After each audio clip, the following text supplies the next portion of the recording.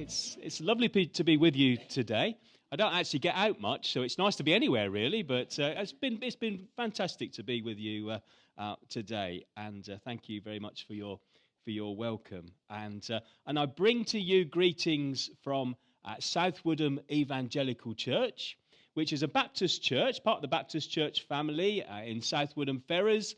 And South Woodham Ferrers is about 11 miles in that direction. So just, anyone ever been to South Woodham Ferrers? Yeah.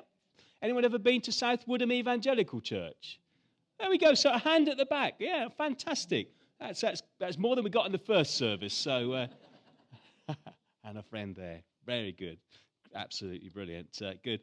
Well, it's good to be part of a local network of churches together, and Stu does a great job in keeping the ministers of that little group of churches together. So Stu is our coordinator for our ministers' meetings, and Baptist ministers do take a lot of coordinating. So Stu does a grand job keeping us in order and together to share in prayer and fellowship together. So and when Stuart arranged this pulpit swat, he told me I could preach on any text that I wanted to preach on.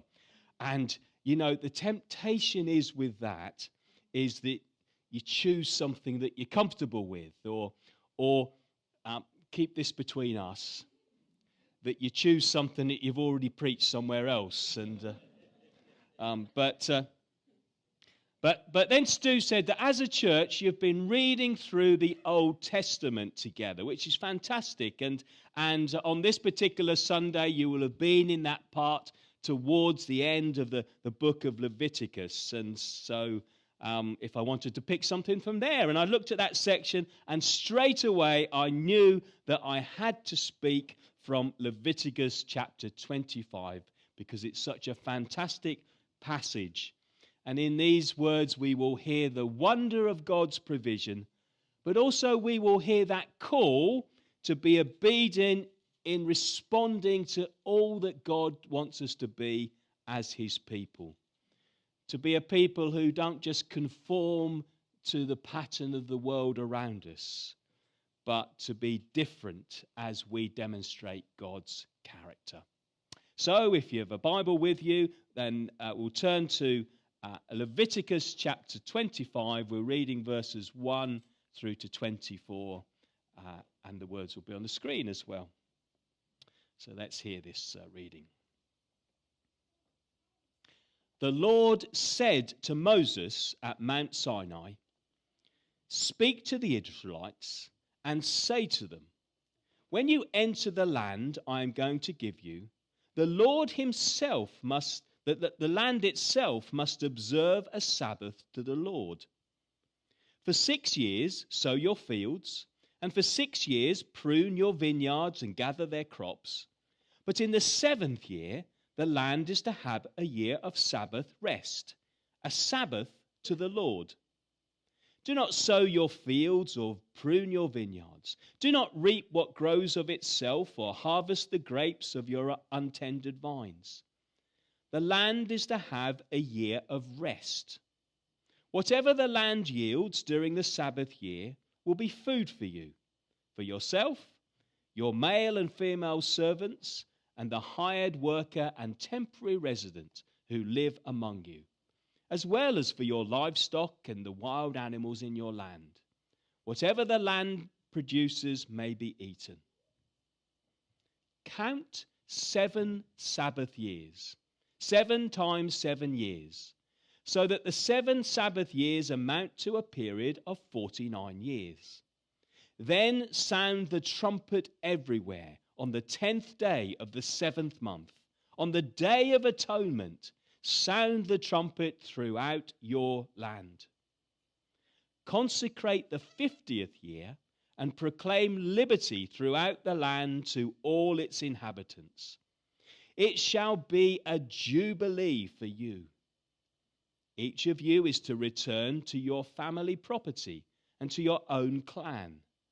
The 50th year shall be a jubilee for you. Do not sow and do not reap what grows of itself or harvest the untended vines.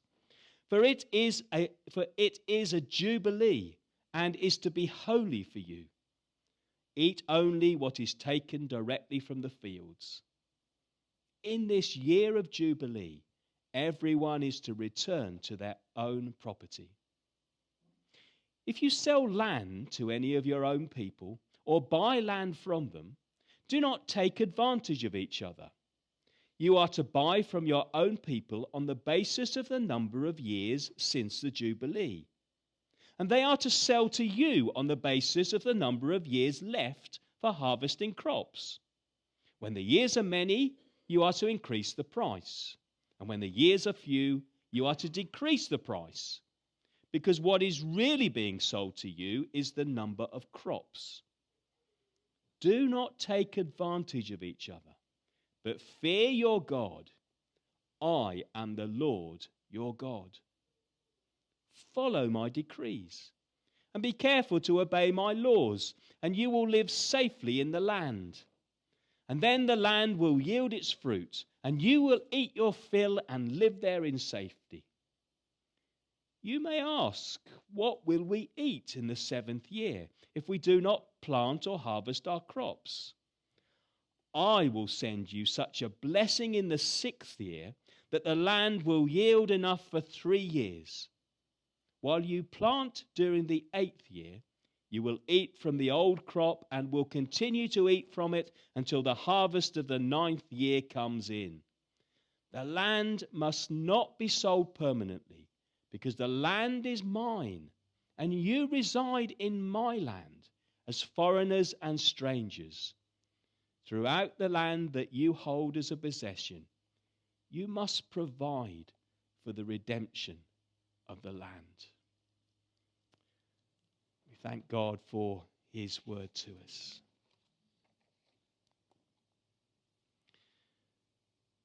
So that reading began with the Lord speaking to Moses at Mount Sinai. God's people were on a journey to the land that he had promised them, the promised land. And that journey would take a lot longer than they thought. Their disobedience, their lack of trust, led to them wandering in the desert for 40 years. But God has a word for his people. God does not want this new land to become another Egypt. He doesn't want it to become a land of exploitation and injustice. No, God calls his people to be something different, something distinctive in the world. A people who will reflect the very image of God, our God of love, our God of justice. So God says to them, when you enter the land I am going to give you, the land itself must observe a Sabbath for the Lord. For 6 years sow your fields, and for 6 years prune your vineyards and gather their crops. But in the 7th year, the land is to have a year of Sabbath rest, a Sabbath to the Lord. Now, you will have already heard about that idea of Sabbath. God gave his people that commandment to keep one day in 7 as a day of rest. Or perhaps more accurately, not a day of rest, but a day when we focus on God, making God the priority, not the busyness of our daily lives. God's people were called to have that one day each week when they made space for him. Of course, that to us sounds perfectly reasonable, doesn't it? We expect to have a day without work each week. We actually expect to have a weekend each week, 2 days. But for the majority of history and for the majority of people, there has always been a requirement to work every day. Because if you didn't work on a day, then you didn't eat that day. But God says to his people, no, you need to be something different. You need to trust that I will provide for you. As you turn to me then I will provide for you on the Sabbath day.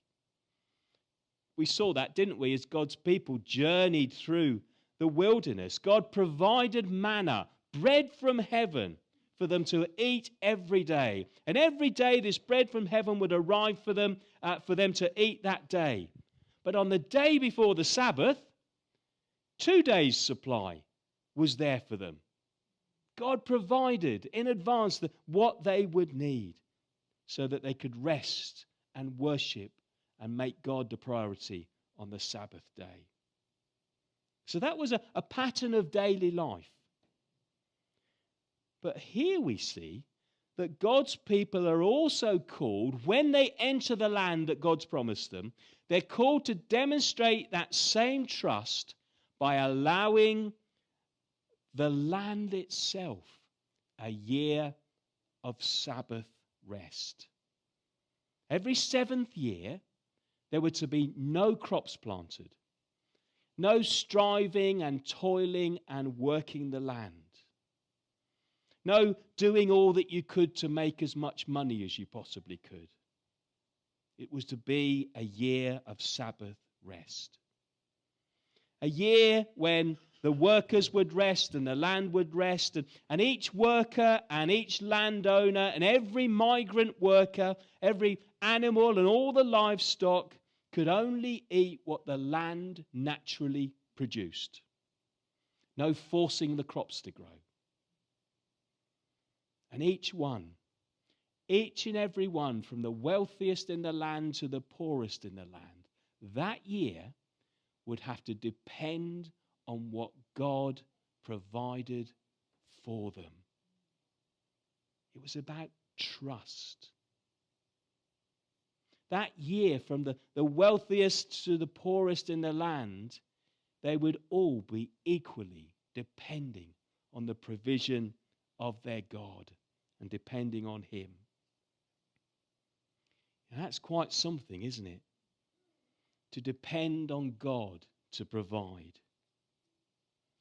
You know, if you're anything like me, you like to stock up the cupboards.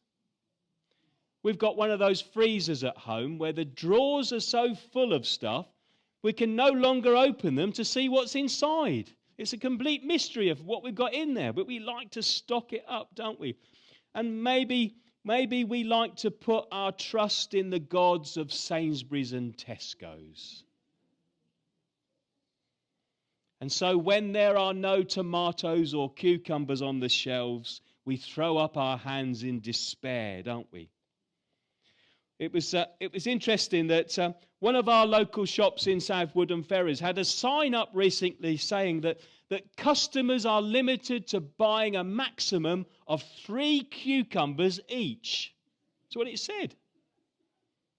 And never in my life have I wanted to buy more than 1 cucumber. Never. But you see that sign, maximum 3 cucumbers, and straight away you start to panic, don't you? Oh no, I can only buy, how can I sneak an extra cucumber into my shopping basket? That's how we are. It was interesting, after the first service this morning, a lady came up to me and she said she regularly buys 3 cucumbers to feed to her guinea pigs. So there we go. So if you do see someone with more than 3 cucumbers, maybe they've got guinea pigs. But we're called, aren't we? It's that dependence. Who are we depending on? Ourselves, or are we depending on God? Of course, today we have with all of our scientific understanding, we know that resting the soil for a year is a good thing to do. We could bring in a soil scientist to speak to us, and they would tell us it's, you know, if you keep on taking all the nutrients from the ground year after year after year, then eventually the crops will fail. And that way it just leads to the creation of deserts and dust bowls and famine. So actually what God was saying to his people made sense. It made good sense.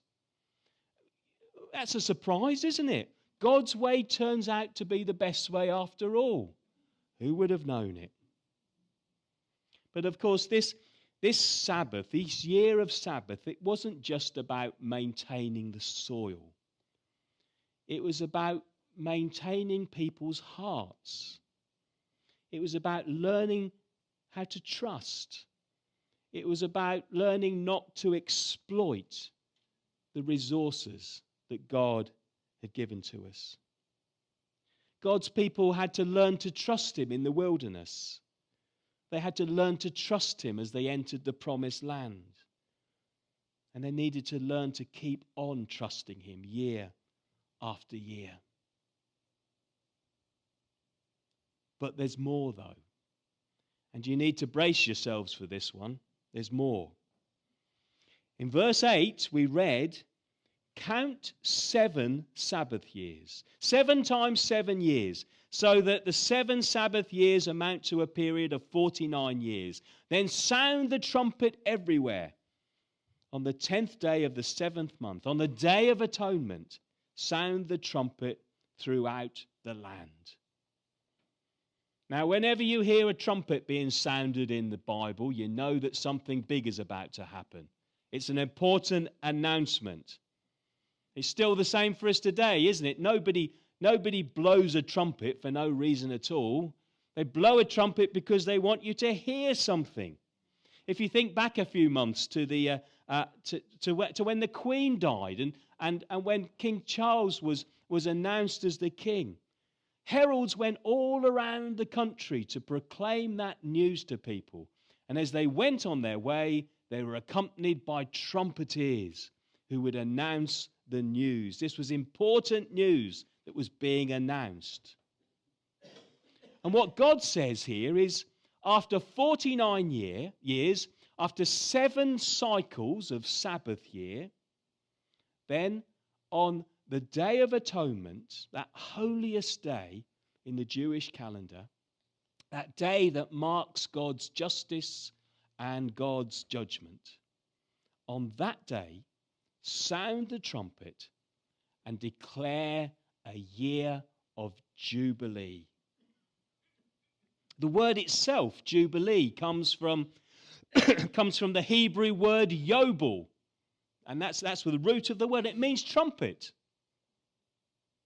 Something is being declared, some important news to people, some good news for people.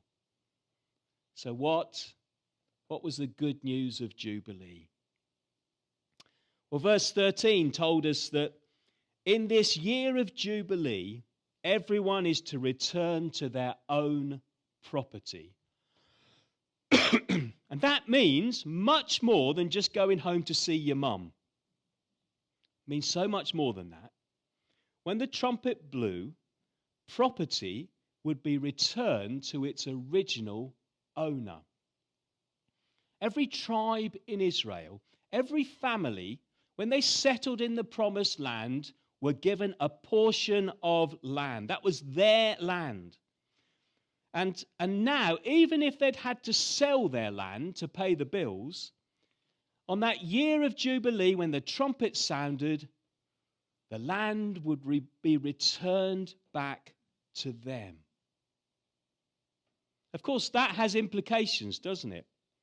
It means when you're buying and selling property, you know, when you're looking in the estate agent's window and you see a piece of land, you think, well, that looks a good deal. Actually, you would have to bear in mind, how long is it to the Jubilee year? Because when you buy the land, you would know that you're not buying it forever. You're leasing it until the next Jubilee.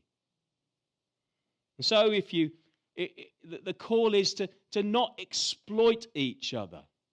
There would have been none of this buying up a few acres of land and selling it off for a fortune.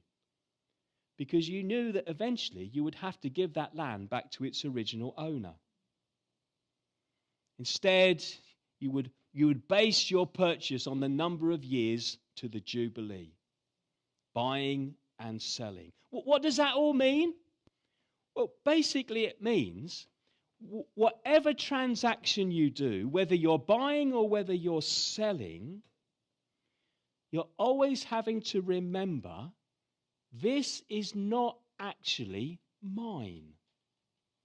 This is land that God has entrusted to me to take care of and to use in a wise way.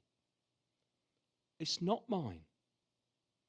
Ultimately, it's God's, and God has entrusted me to use it wisely.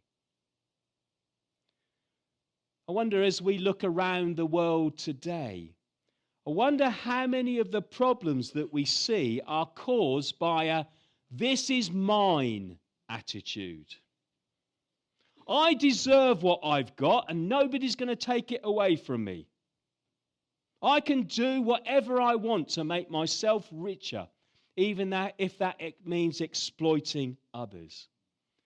Think of how many problems around the world that attitude has caused and still causes today.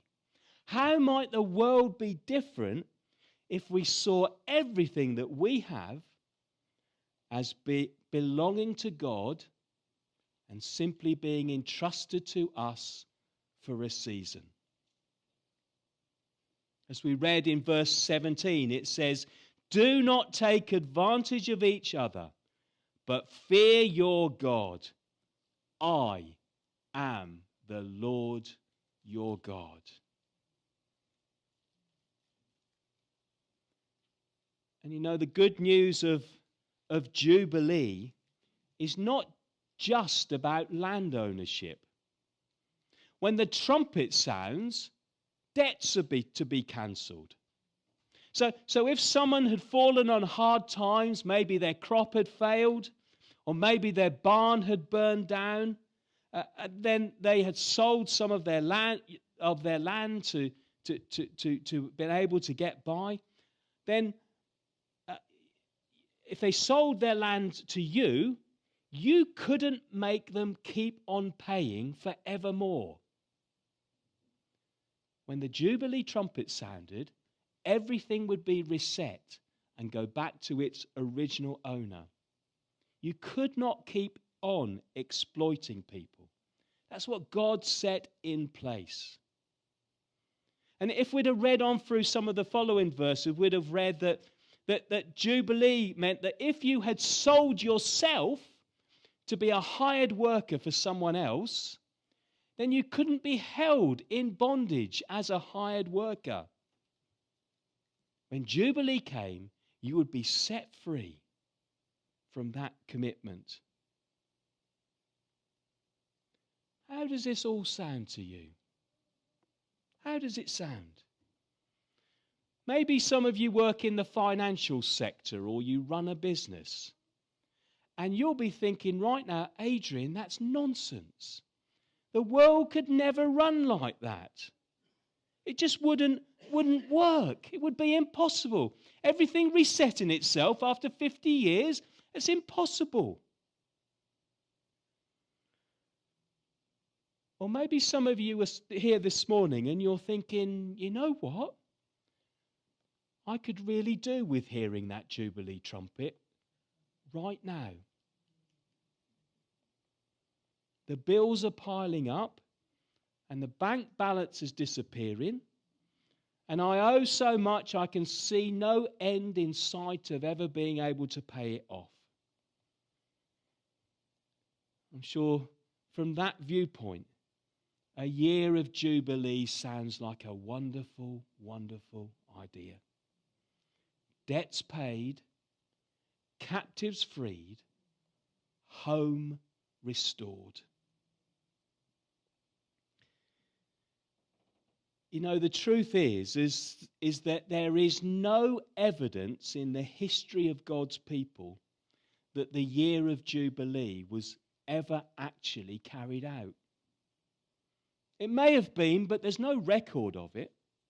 No record of it happening, certainly in the way that God intended it to happen. And we can probably understand why, can't we? You can just imagine how it worked out. As people gathered together, maybe the wealthy landowners gathered together, they would say, "Oh, it's 50 years till the year of Jubilee. Won't that be wonderful in 50 years to late time to be able to celebrate and mark that together, to be obedient to what God has called us to do? We're going to do that in 50 years' time. And the time goes on, and then after 25 years, hey guys, it's 25 years now till the year of Jubilee. We need to start planning. We need to start thinking about how this is all going to work out in 25 years' time.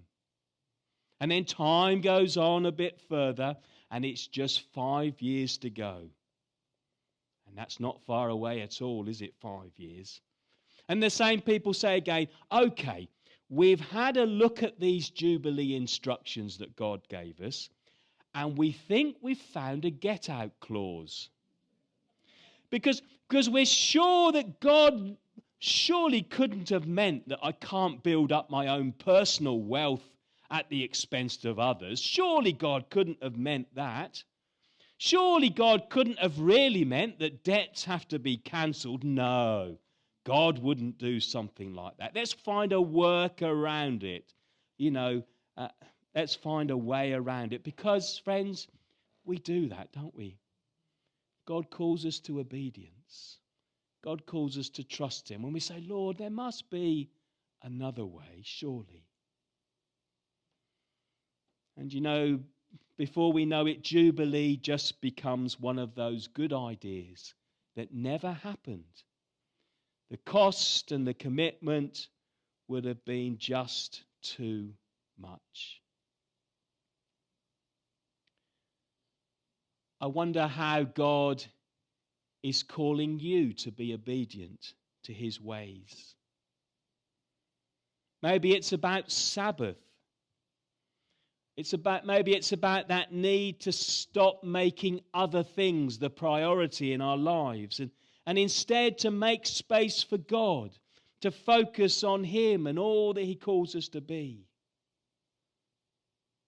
How are you being called to trust God today? Or maybe we're being called to discover the God of Jubilee.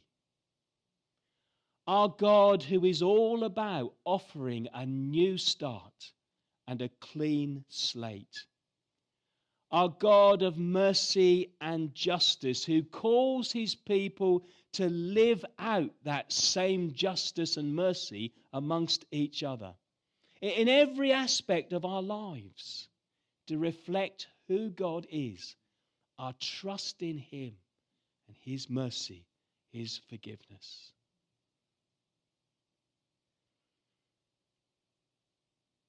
One day, about 1,300 years after God had spoken to Moses on Mount Sinai, Jesus walked into a synagogue in Nazareth. And Jesus had been there many times before. He grew up in that area. And it was the place where the scrolls of the laws and the prophets were kept and read. We have an account of that happening in Luke's Gospel, Luke chapter 4. And let me read from verse 16. It says, Jesus went to Nazareth where he had been brought up. And on the Sabbath day, he went into the synagogue, as was his custom. He stood up to read, and the scroll of the prophet Isaiah was handed to him. Unrolling it, he found the place where it is written, "The Spirit of the Lord is on me, because he has anointed me to proclaim good news to the poor. He has sent me to proclaim freedom for the prisoners and recovery of sight for the blind, to set the oppressed free, to proclaim the year of the Lord's favor." That's the year of Jubilee. And it says, then Jesus rolled up the scroll, gave it back to the attendant, and sat down. The eyes of everyone in the synagogue were fastened on him. he began by saying to them, "Today, this scripture is fulfilled in your hearing." And if Jesus had been holding a microphone at that point, he'd have dropped it on the ground like that. Because Jesus was saying to them that the year of Jubilee, the year of Jubilee that God called his people to live, the year of Jubilee that the prophet Isaiah had pointed to as being a symbol of something greater, the year of Jubilee was now fulfilled in him, in Jesus. Jesus was saying, you don't have to wait 50 years for a Jubilee. I'm here now with you. Debts paid because of Jesus. Captives freed because of Jesus. Home restored because of Jesus. And this, friends, is the depth of God's love for us. Even when we fail to live in the way that he has called us to live, he still gives himself for us in Christ. And we're going to remember the depth of that love in a moment as we break bread together around this table. But before we do that, let's pray together.